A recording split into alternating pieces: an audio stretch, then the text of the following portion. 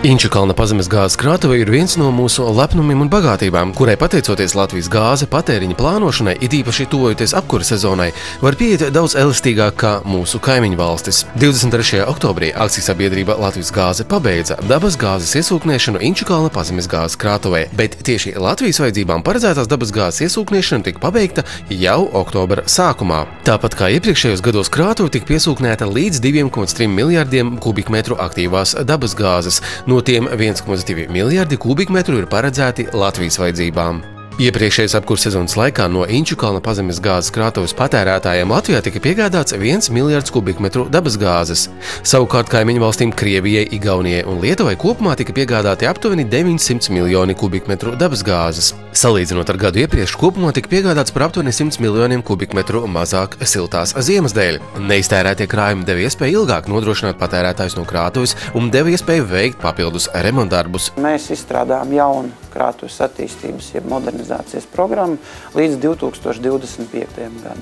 Tagad mēs esam pieķērušies ļoti strauji vienam no sarežģītākajiem darbiem, tas ir urbumu remonts. Mēs tāpat arī esam principā paredzējuši pakāpeniski nomainīt šos 84. gadā izbūvētos mezglus, jo rēķiniet 2020. gadā viņiem jau būs 50 gadi. Mūsu plānotās investīcijas līdz šim 2025. gadam ir 190 miljoni eiro. Ja krātuve pieņems lēmums, ko ģeoloģiem mums atļauj ģeoloģiski apstākļi, palielināt vismaz līdz 6,2 miljardi kopējais apjoms, šodien, kā es teicu, 4,5. Tad šīs investīcijas var izaugt līdz 350 miljoniem. Attīstot Inčukalna pazemes gāzes krātuvi, akcijas-sabiedrība Latvijas gāze plāno investēt kopumā 376,5 miljonus eiro. Latvijas gāze norāda, ka uzņēmuma prioritārais infrastruktūras objekts ir Inčukalna pazemes gāzes krātuve, kam ir jāturpina modernizācija un tiek arī domāts par krātuves iespējamo paplašināšanu saistībā ar plānoto sašķidrinātās dabas gāzes termināļu un Polijas-Lietuvas starpsavienojumu būvniecību. Maijā Latvijas gāze saņēma Latvijas un Lietuvas regulātoru atļauju virzīt Eiropas Savienības kopējo interešu projektu Inčukalna pazemes gāzes krātuves modernizācijas pirmo posmu, kas pretendē uz Eiropas Savienības līdzfinansējumu. Savukārt oktobrī notika šī projekta biznesa plāna publiskā apspriešana. Kopējās pirmā posma izmaksas ir 89,7 miljoni eiro, no tiem paredzēts 37,5 miljoni eiro līdzfinansējums no Eiropas Savienības, 6,9 miljoni eiro līdzfinansējums no Lietuvas pārvaldes uzņēmuma Ambergrid un 45,4 miljonu eiro Latvijas gāzes ieguldījums. Pirmais modernizācijas posms noritēs no šā gada līdz 2018. gadam. Visa šī gāzes apgādes sistēmas modernizācija tikai ļaus nākotnē cilvēkiem vēl vairāk izmantot Latvijas gāzes pakalpojumus, bet par tām iespējām, kādas ir tagad pieejamas, varat uzzināt jebkurā Latvijas gāzes klientu apkalpošanas centrā.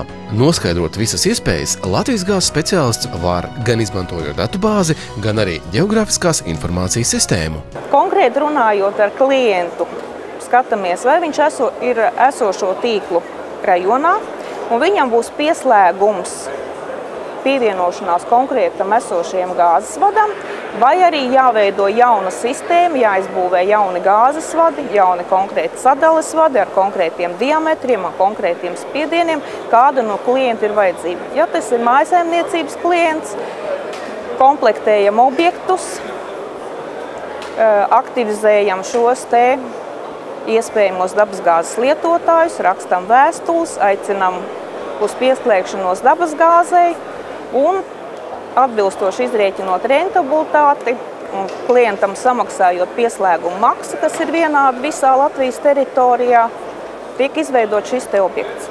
Ja ir pieslēgums esošajiem tīkliem, tad ir pavisam vienkārši. Tiek izsniegti tehniskie noteikumi, izmantojot projektētāja iespējas, tiek izstrādāts tehniskais projekts, uzbūvēts pievads, uzbūvēti iekšvadi, nodot eksploatācijā, ielaista gāze, sagatavots līgums un dabasgāzes lietotājs var lietot dabasgāzi. Latvijai un Latvijas gāzēm mūsu patērētājiem šobrīd piegādātā dabasgāze tiek piegādāta par ļoti konkurētspējīgu cenu.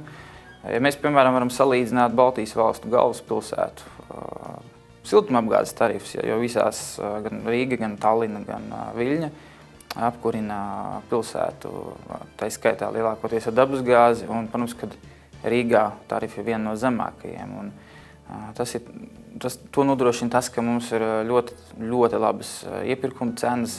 Jāuzsver arī tas, ka Latvijas gāze ir sociāli atbildīgs uzņēmums, jo tas atbalsta gan zinātni, gan kultūru, gan sportu, gan arī pievērš uzmanību jaunās paudzes izglītošanai par drošību. Un viens no tādiem pasākumiem noteikti ir esi drošs un neesi pārdrošs. Drošība ir vienmēr bijusi Latvijas gāzes prioritāte. Mums ir izstrādāta izglītojošas programmas dažādām vecuma grupām, no bērniem līdz pat pieaugušajiem. Ar bērniem mēs strādājam īpaši cītīgi, informējot par gāzes drošību. Viena no kampaņām, ko mēs varam minēt, ir pirmās klases skolniekiem visā Latvijā, neatkarīgi no valodas, tiek izsūtītas informējošās grāmatas par gāzi. Bet savukārt jau tādai plašākai publikai ir izveidota filmu sērija Lai dzīvo bērni, kuru jebkurš interesants var noskatīties internetā.